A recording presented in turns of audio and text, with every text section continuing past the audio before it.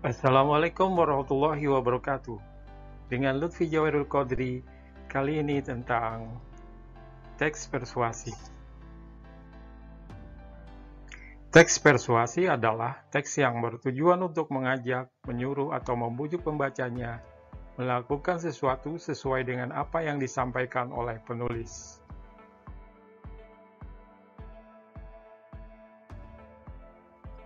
Ciri-ciri teks persuasi. 1. Disusun dengan kalimat-kalimat yang berisi fakta sehingga mempengaruhi isi kalimat yang bersifat mengajak ataupun membujuk pembaca. 2. Berisi makna yang bersifat mendorong dan memengaruhi terhadap suatu hal kepada pembaca. 3. Bahasa yang digunakan dalam teks persuasi bersifat provokatif yang disampaikan dengan gaya bahasa yang menarik agar sanggup mendapatkan antusias pembaca. 4. Penjelasan yang disampaikan dikemas semenarik mungkin agar diterima dengan baik oleh pembaca. 5. Berusaha untuk menghasilkan kesepakatan atau penyesuaian terhadap pandangan penulis yang menghasilkan kepercayaan penulis dengan pembaca.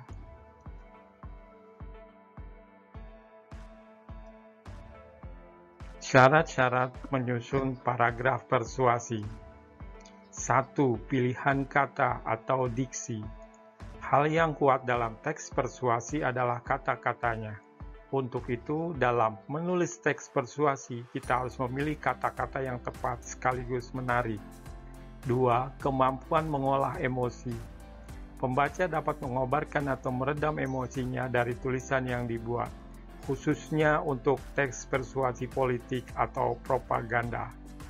3. Bukti-bukti atau fakta. Menambahkan bukti-bukti atau fakta untuk memperkuat gagasan yang kalian tulis dalam teks persuasi. Jenis-jenis teks persuasi. 1. Persuasi politik. Teks persuasi politik adalah teks persuasif yang isinya bertujuan untuk memengaruhi pembaca agar mengikuti atau memilih partai politik tertentu.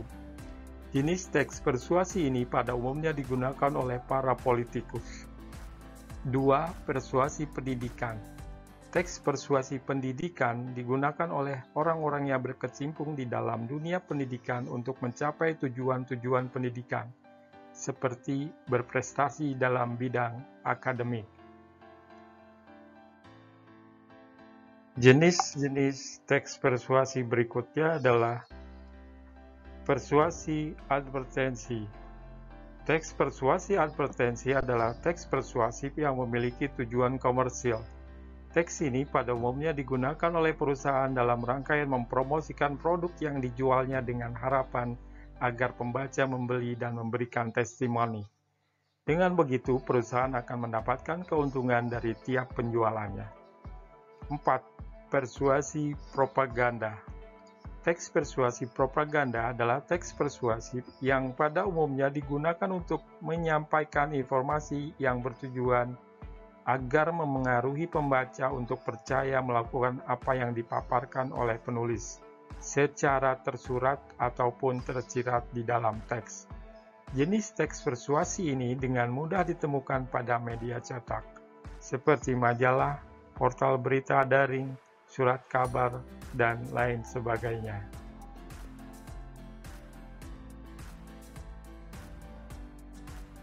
Struktur teks persuasi. 1. Pengenalan isu.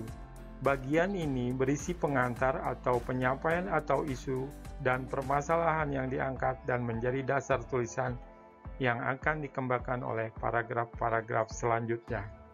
2. Rangkaian argumen.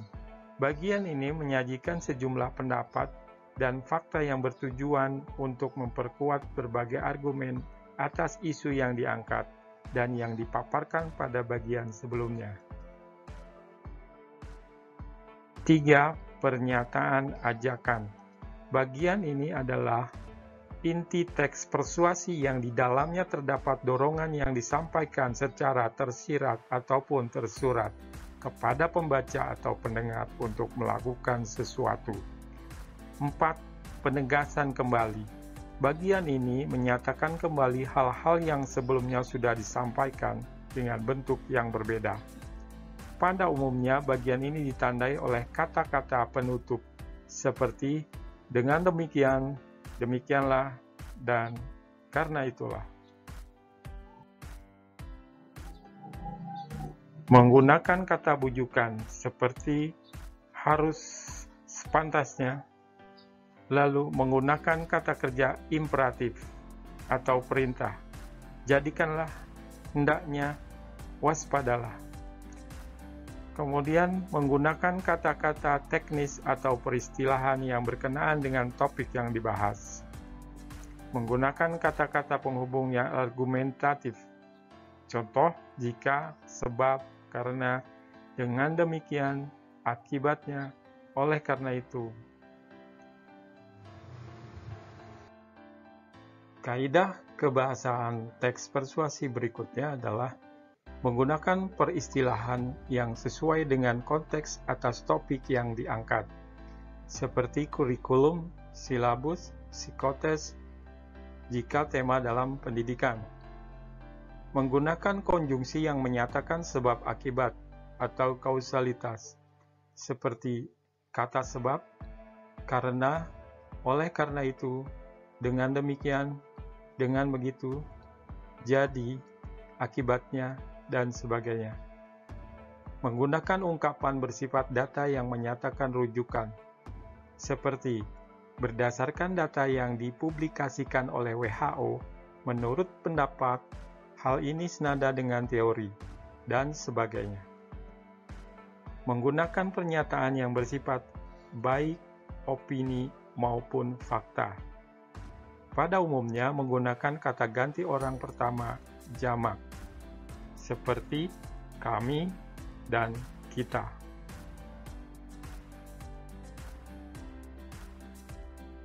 Contoh teks persuasi. Hindarilah rokok meskipun sebatang. Alinea pembuka. Rokok mengandung bahan dan zat kimia yang berbahaya bagi sistem pernapasan. Tar dan nikotin merupakan salah satu zat kimia yang berbahaya yang ada dalam sebatang rokok. Rokok mengandung lebih dari 4.000 bahan kimia, di mana 200 diantaranya beracun. Alinea penjelas. Semakin besar isi kandungan tar dan nikotin dalam sebatang rokok, maka semakin besar dampak negatif yang diterima oleh tubuh kita. Dampak negatif bagi perokok aktif dan pasif diantaranya adalah penyakit jantung, kanker, serta impoten. Selain itu, gangguan kehamilan dan janin merupakan dampak negatif bagi wanita yang menjadi perokok aktif. Alinea penutup. Karena dampak negatifnya begitu besar, maka hindarilah rokok. Jika kita telah menghindari dari rokok, maka kita telah membuat tubuh kita sehat dan mengurangi pencemaran polusi udara. Selain itu juga, kita tidak merugikan orang lain.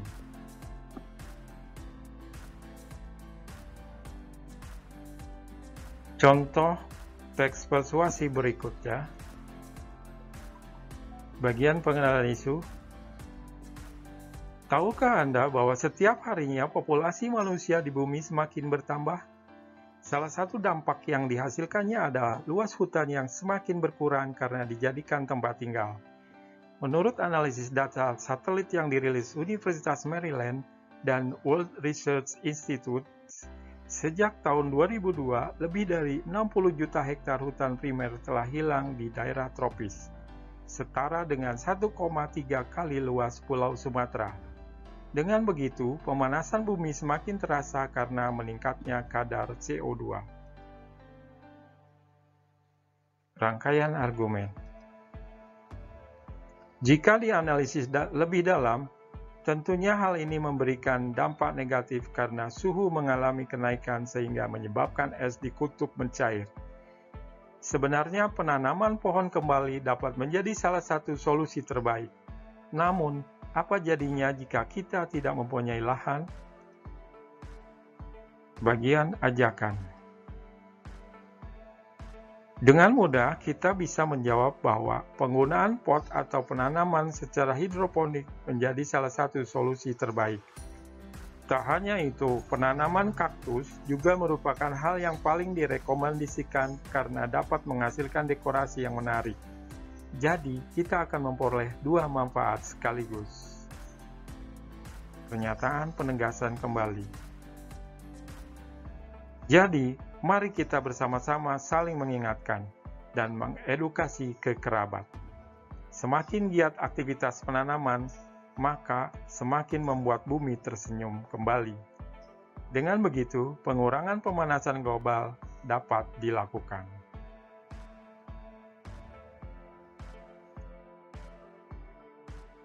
Contoh pidato persuasi atau ceramah. Assalamualaikum warahmatullahi wabarakatuh.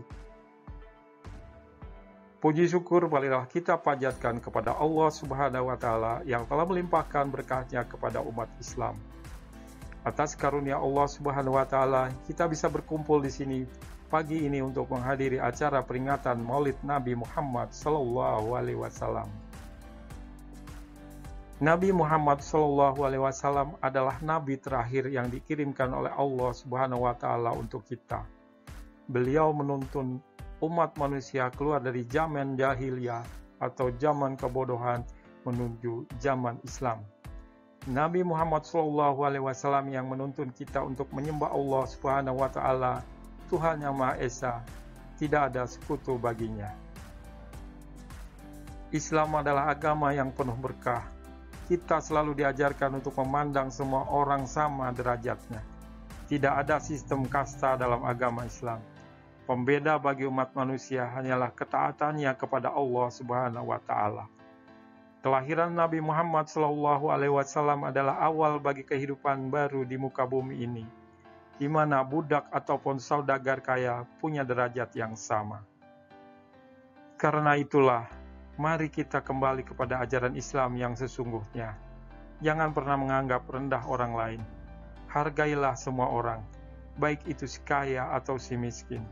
Di hadapan Allah Subhanahu wa Ta'ala, kita semua hanyalah makhluk yang semata-mata hidup untuk menghadap ridho-Nya. Jangan sampai kesombongan semakin menjauhkan kita dari ajaran agama Islam yang sebenarnya. Demikian tentang teks persuasif. Terima kasih, semoga bermanfaat.